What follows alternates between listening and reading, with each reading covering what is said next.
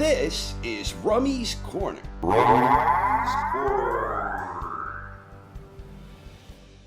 I don't know shit about boxing. Last Saturday, Anthony Joshua put his unified IBF, WBA, WBO heavyweight championship on the line against former undisputed cruiserweight world champion Oleksandr Usyk. Going into this fight, Usyk had already proven himself as an elite pound-for-pound talent. He became the first undisputed cruiserweight world champion in the modern era of 4 major sanctioning bodies when he defeated Murat Gassiev in July 2018 in the final matchup in the cruiserweight edition of the World Boxing Super Series. Later that year, Usyk defended his undisputed crown when he stopped Tony Bellew in the 8th round.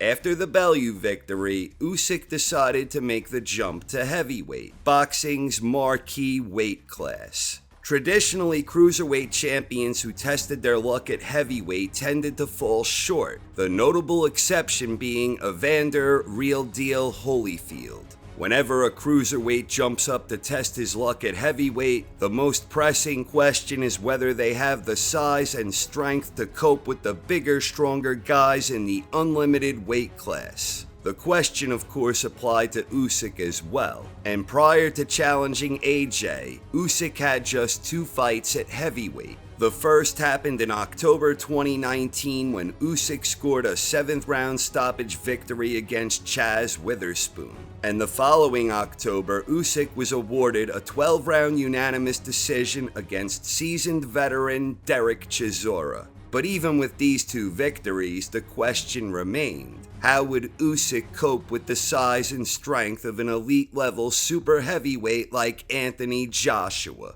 Usyk has now resoundingly answered that question, and he did so in style. Right out of the gate, Usyk expertly maneuvered himself into position to nail AJ with a lead left. Usyk made a huge statement in the opening round, and it was a magnificent display of footwork and movement, and it was all predicated on the wisdom of an incredible ring IQ and the unrelenting determination of a championship-caliber warrior. Usyk exuded confidence and self-belief as he exhibited all the tricks of the trade that enabled him to become arguably the greatest cruiserweight since the invention of the weight class. Usyk seized command early, and he carried that momentum through the first 4 rounds, leaving AJ looking rather perplexed and unsure of himself. Usyk was making the great Anthony Joshua look ordinary. Usyk was landing sneaky lead left hands. He was accurate using his right hand both as a weapon and a decoy. He was steadily working the body with a deceptive mix of different looks, and he was defensively responsible while showing a sturdy chin whenever AJ did manage to land.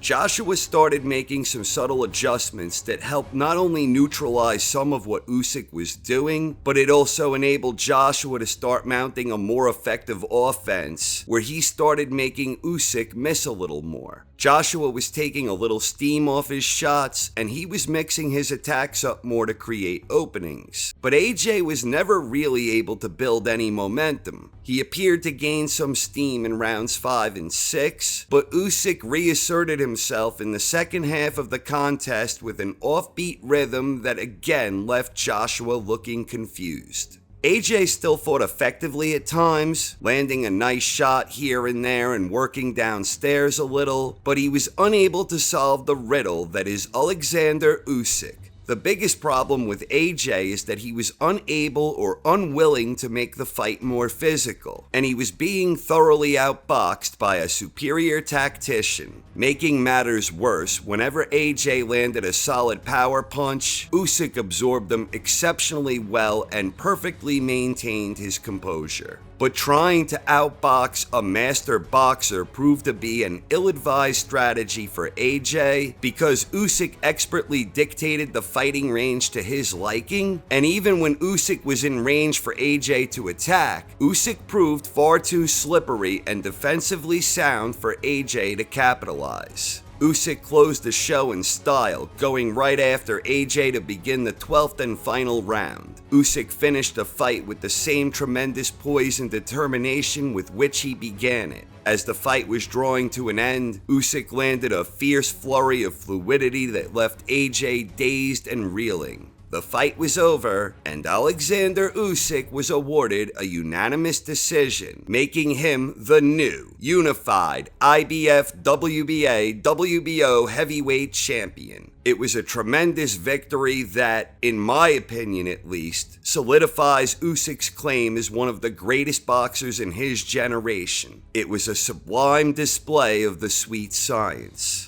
On a somewhat related note, this bout was televised on the still relatively new streaming app service known as DAZN. I enjoyed hearing Roy Jones on the commentary team. Y'all must have forgot, Roy is an ace commentator, both knowledgeable and entertaining. Felt like a throwback to the dawn of the golden age of HBO broadcasting. But oh, for Pete's sake, will the cameramen at DAZN please try and learn from HBO's excellence when it comes to the close-up camera work? I understand wanting to be close to the action, but the close-up shots need more negative space. Stop zooming in where if one fighter moves just a little, he's suddenly off screen. More negative space, please. Seriously. Oof, Maron. Stop zooming in so much and ruining views of the action.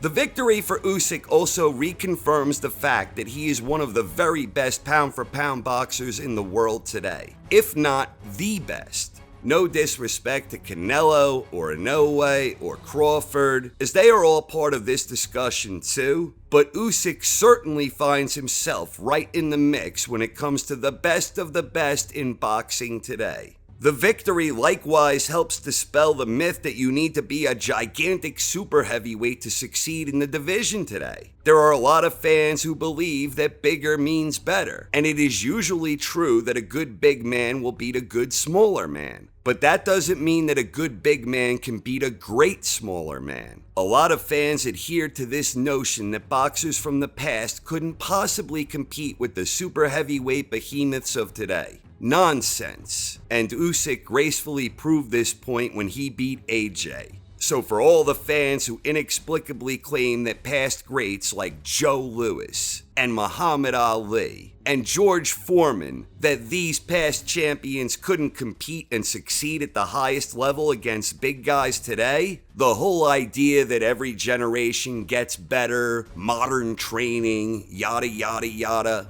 bullshit. And Usyk helped brilliantly illustrate this point. Size can and does sometimes matter, but when you're special, you're special. And size itself is not an insurmountable obstacle when you have tremendous skills and an extraordinary ring IQ. It will be interesting to see where Usyk goes from here, as a rematch with AJ is almost certainly in the cards, and then we need to see how the third fight between Fury and Wilder plays out in less than 2 weeks. But whatever happens, congratulations to Usyk on his historic victory, and I for one am looking forward to seeing him back in action. Thanks for watching, everyone. I hope you enjoyed and have a wonderful night. This is Rummy's Corner.